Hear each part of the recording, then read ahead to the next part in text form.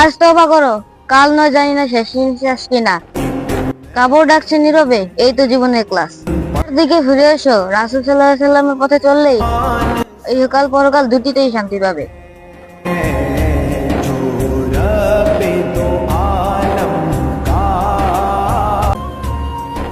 মসজিদের প্রথম কাতারে যদি কোনো ফকিরও বসে, তাকে উঠানোর ক্ষমতা কোনো রাজারও নেই।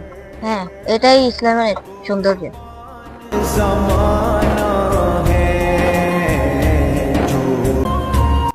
আলহামদুলিল্লাহ, একজন মুসলমানের চেয়ে বড় পরিচয় আর হতে পারে না।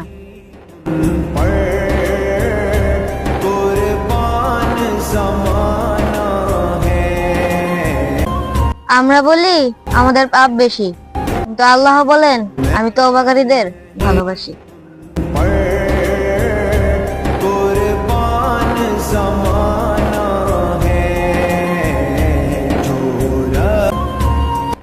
রাসূল সাল্লাল্লাহু আলাইহি সাল্লাম বলেছেন, যার দুঃখ বেশি, আল্লাহর প্রতি তার রহমত ও ভালোবাসাও বেশি।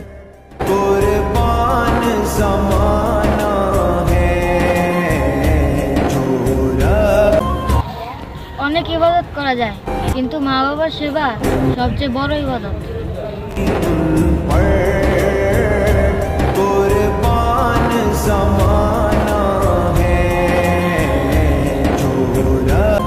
আল্লাহ যাকে পথ দেখান নবীদের আদর্শে, তার জীবন কখনো অন্ধকার হয় না।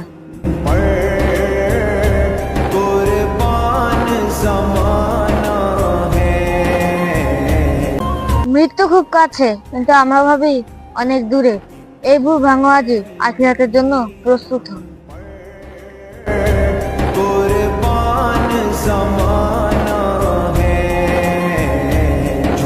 নবী সাল্লাল্লাহু আলাইহি সাল্লামের পথে চললে কখনো পথ হারাবে না। আল্লাহর রহমত সবসময় তোমাদের সাথে থাকবে।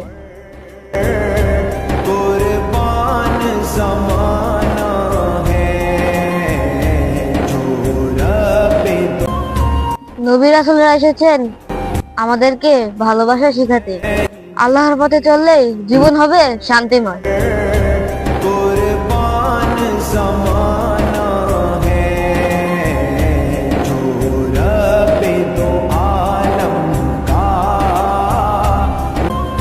নবীদের জীবনে কষ্ট ছিল, তবুও ছিল সবর। আল্লাহর উপর ভরসাই তাদের সবচেয়ে বড় শক্তি।